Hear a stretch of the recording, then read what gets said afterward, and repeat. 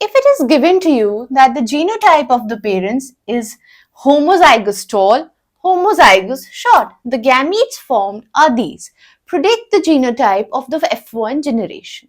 So, would you go on drawing lines like this? Do you feel that this process is slightly confusing? Well, the same problem was faced by an English geneticist, Reginald C. Punnett. And that is why to solve this, he devised the Punnett square. It is a chart that he devised in the year 1927. The aim of this Punnett square is to predict the genotypes of the offsprings by writing the various combination of alleles that are present in the parents. So let's take a quick look how this is done. Let's begin discussing about Punnett square by taking an example of a pea plant where the male plant is tall and the female parent is short. The tall will be denoted by capital alleles. So capital T, short by small alleles, right? The next step is to write the gametes and we've done that in this case. Now let's see how we're going to use this data in the Punnett square. So by convention what we do is that on the left side of the square we write the male gametes, the male alleles. Okay, so here it is capital T, capital T. And on the upper horizontal portion we write the female gametes. In this case it is small t, small t. Both of them represent the gametes. The upper one being the female and the left one being the male gametes. Now every square in the Punnett square is going to represent the genotype of the offsprings.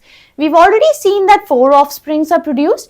हर का genotype एक square में आ जाएगा. Let's begin filling in the squares. Capital T, small t. Okay, here capital T, small t from here, right? Capital T, small t, capital T, small t. This is the genotype for the F1 generation plants. As we already know that in the F1 generation, the genotype is capital T, small t for all the plants and all the plants are tall.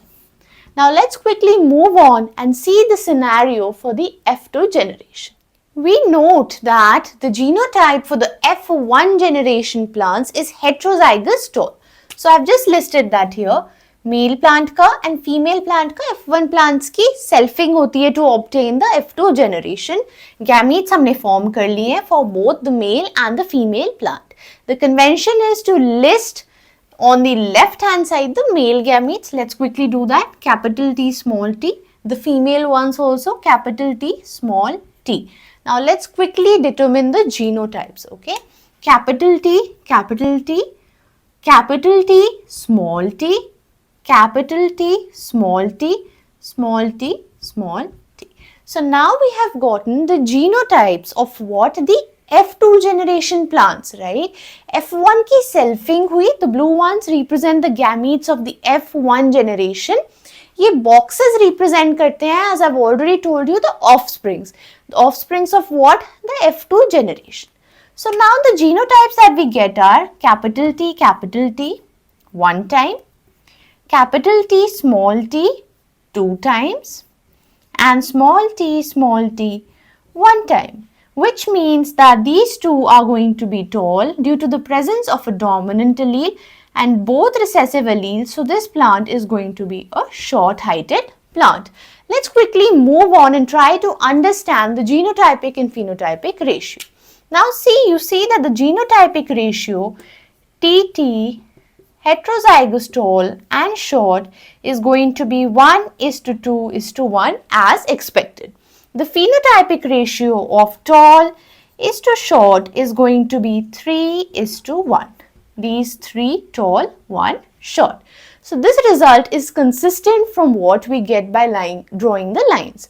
But the Punnett square is going to help minimize those errors that we get by making those lines. So this concludes our video on Punnett square.